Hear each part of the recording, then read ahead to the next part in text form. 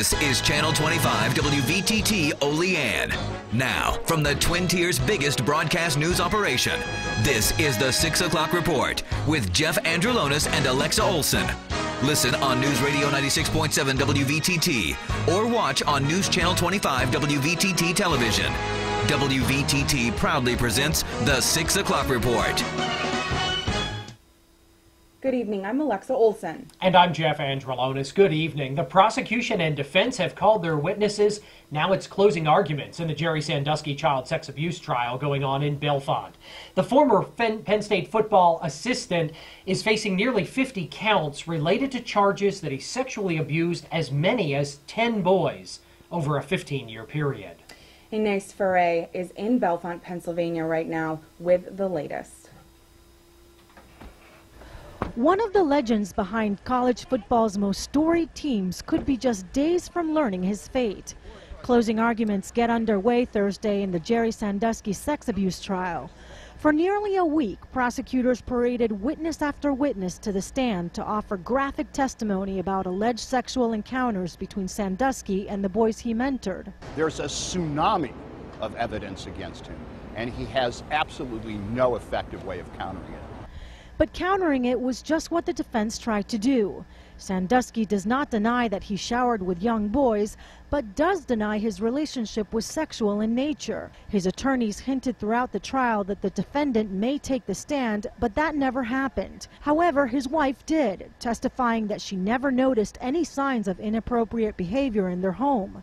The defense's strategy also relied on trying to discredit the alleged victim's true motives for coming forward. There's lots of money out there. Lawsuits have already been filed against Penn State, against the Second Mile, against Jerry Sandusky, and we're evaluating and investigating the possibility there's a financial motivation. The defense team will now get one final chance to convince the jury that Sandusky is innocent.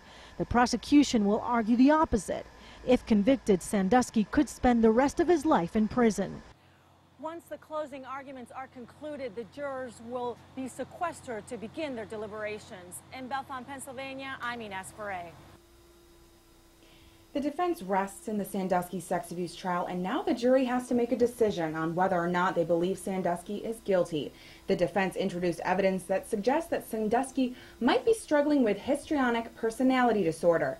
WVTT got an in-depth interview with Dr. Greg Page, Associate Professor of Psychology at the University of Pittsburgh at Bradford, who gave us some background information on HPD. A personality disorder is characterized by maladaptive behaviors, thoughts that are going to cause problems in their relationships and in their work. Now, when we take that and carry that over into then the histrionic personality disorder, we're talking about people who usually can function at a fairly high level, but with the histrionic personality disorder, what you see is people who tend to draw attention to themselves. They may act rather seductively. In Cattaraugus County, legislators are talking about the 2% property tax cap law. Legislators held a special meeting yesterday, and according to County Administrator Jack Searles, the county needs to take $184,000 out of this year's budget and use it to reduce next year's tax levy so that it doesn't exceed the 2% tax increase.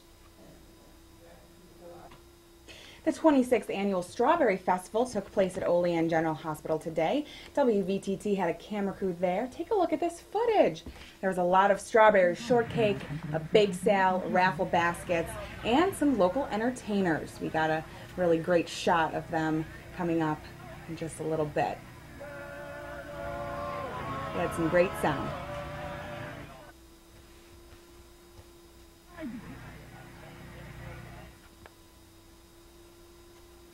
Looks like a lot of fun. Well, after years of fast growth, India seems to be running out of steam. Manufacturing is said to be what will drive the next phase of the country's economic development, but that's suffering too. Malika Kapoor explains.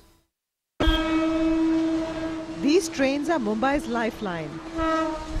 Each day, they bring millions of people to India's financial capital from surrounding suburbs, looking for work at factories like this. Start from here, This is my stitching department, Yeah. which has got 50 machines out here. Yeah. And we have only 21 tailors. Narendra Thakkar is finding it hard to staff his garment manufacturing unit. He says laborers want higher wages because they're paying more for everything from food to fuel. Inflation is also driving up the cost of raw materials at a time when demand is slow.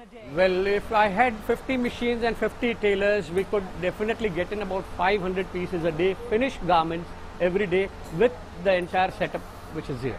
And how many are you producing these days? 250, almost half. Faced with similar problems, manufacturing companies across India are scaling back or in some cases shutting down, causing manufacturing activity, considered the main engine for growth, to contract in the first quarter this year against a rise of 7% last year. What's happening in this manufacturing unit is representative of the overall economy. It's slowing down. India's GDP rate is now 5.3%, its lowest level in almost a decade. Credit ratings agencies are losing confidence in India's growth story. Fitch downgraded India's outlook to negative, and Standard & Poor's warns it will lower India's investment status to junk. It blames India's economic problems on its politics. But experts say these threats are overblown and the fundamentals of the Indian economy are still strong. We've seen over the last year that the government's tried to push through with some things, introducing FDI and multi-brand retail that had to be hastily withdrawn because of coalition politics. We've seen that pushing up diesel prices is hard. So clearly I think politics is interfering with policy, but I think that's not true just of India. It's true all over the world at this point in time. At Suresh Das's tiny manufacturing company in Mumbai, a dozen employees are stitching cotton shirts. Das says he's struggling to make ends meet. And it wouldn't have been the case if the government had allowed international players like Walmart to enter the domestic market. We would have definitely got much more orders. That may have made all the difference to him and to Thakkar as they struggle to keep their sewing machines spinning and employees on the job. Malika Kapoor, CNN, Mumbai. Municipal and privately owned swimming pools in the Twin Tiers should be getting overtime pay after the temperatures of the past couple of days. Coming up, some video of the swimming pool in Olean as the 6 o'clock report continues here on News Channel 25 WVTT.